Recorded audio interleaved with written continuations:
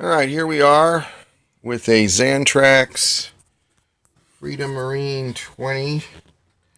Okay, and for all you folks out there that don't have a working echo charger, which is what happened to me, stopped working mysteriously. It turns out there's a fuse in the darn thing. Actually, there's two fuses. You'll notice on this model it says there's two echo chargers, but this model apparently only has one. So this cover looks pretty daunting, especially when you see it in a small place like this. You think, oh, great, that's going to be hard to get off. Well, it isn't that bad.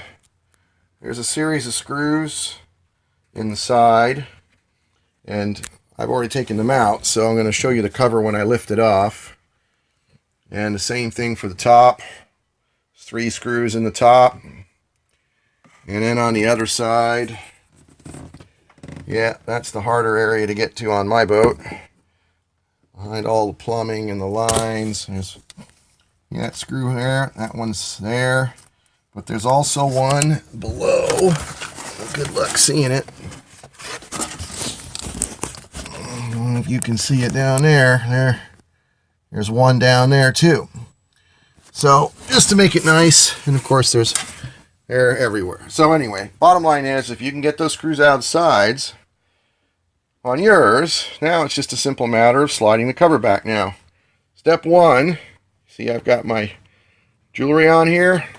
Whenever you're working around DC, take the metal off your hands, because something touches in a place you didn't expect. The last thing you want to do is start a fire, welding your jewelry and burning the heck out of your finger and whatever else is in the way to something powered with a whole lot of DC. Now, if you really want to be super duper safe about this, disconnect your main battery. All right, just go over and disconnect it from the circuit. So this, make sure at least the AC is turned off on this. Just turn the AC off. There's no reason to leave the inverter charger running with AC coming into it, shore power. All right, but the connections on the side are reasonably well protected, and the way this cover comes off, you slide it back. Just pull it back, and it reveals the insides, and then lift it as much as you can straight up out of the way. All right, there you go. Cover, inverter. Now, you want to see where all those screws are on the other side? I'll show you. Let's close this for a second.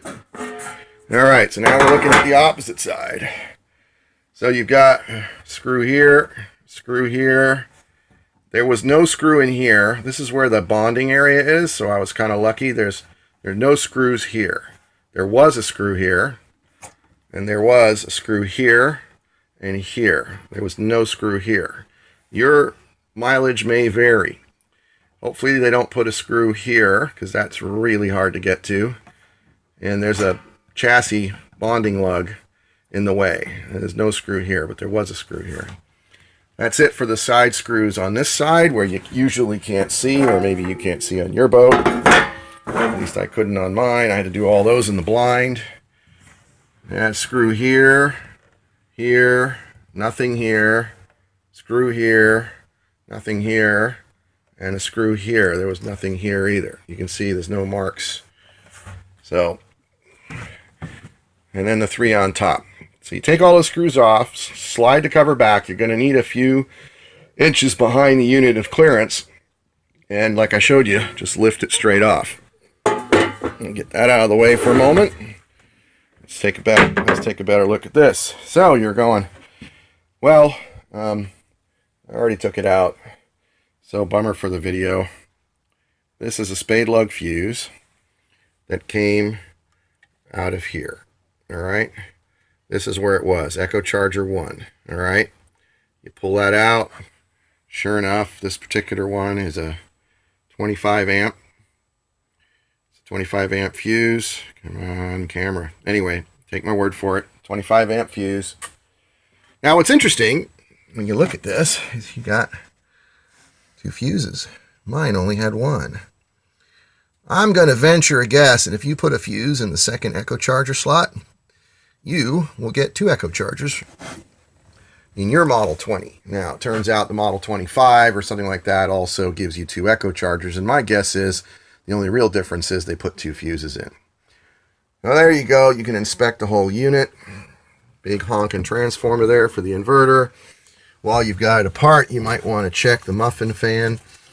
Just give it a little spin with your fingers. Make sure the muffin fan's working, and it should be, just give it a quick little spin, because if that guy's not working, your whole thing's going to overheat something awful, and then it's going to get really expensive. You can see how the bus bar, the DC comes in. All right, so that's some serious current right here. You definitely don't want to be anywhere close to those, especially letting them touch ground or touch anything else. So be super careful when you put the cover on and take the cover off. And like I said, no metal on your hands when you're working inside something with this kind of DC in it. So here you go. Now all I'm going to do is put another fuse back in, and hopefully I'll have my echo charger back. Now you might want to, obviously before you start replacing fuses, make sure that the fuse you're taking out is actually bad. So I've got my handy dandy multimeter here, all right, and I'm gonna check this fuse, if I can figure out how to hold the phone and check the fuse at the same time. But let's see if we can do that.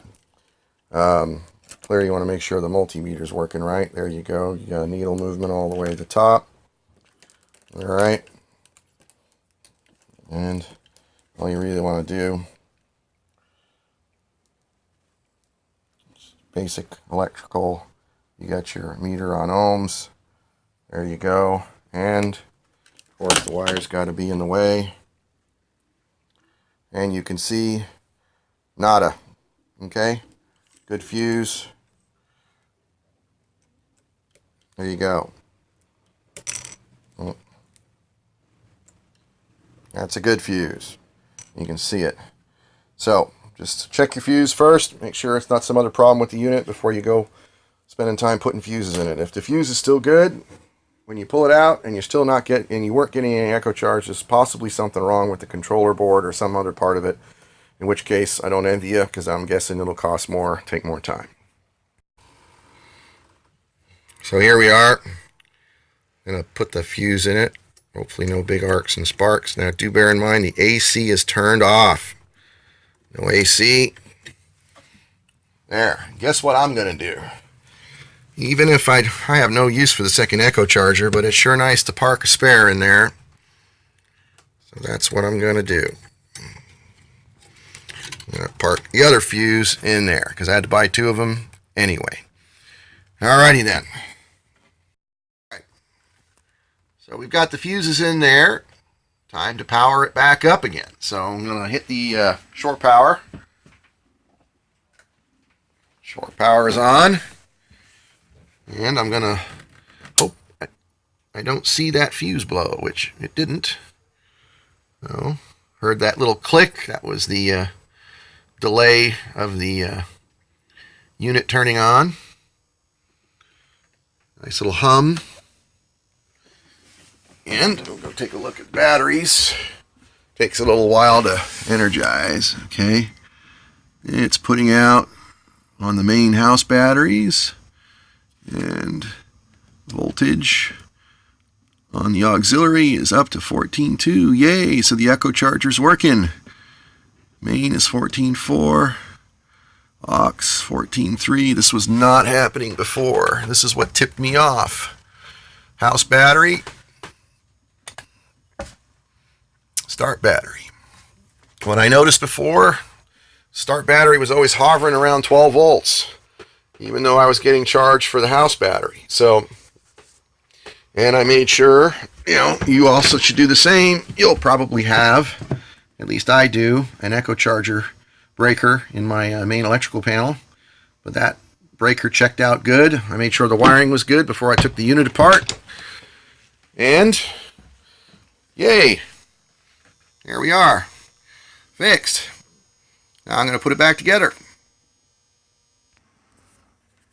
Okay, here we are. Cover's back on. Screws are in. On the side. It's running. It's making charge voltage, and I get an idea here. Yeah, I even got that guy in there, but I didn't bother with the ones all the way in the bottom. I figure it'll be fine. And powered it back up. And here we go. It's topping off the start battery. Topping off the house batteries.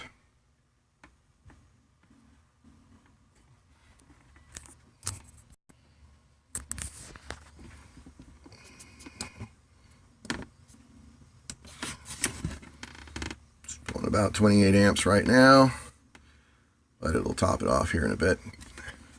And then the charge voltage on the Echo should come down to something sensible once it feels that it's charged the start battery properly. And that's all there is to it, folks. Wish you luck.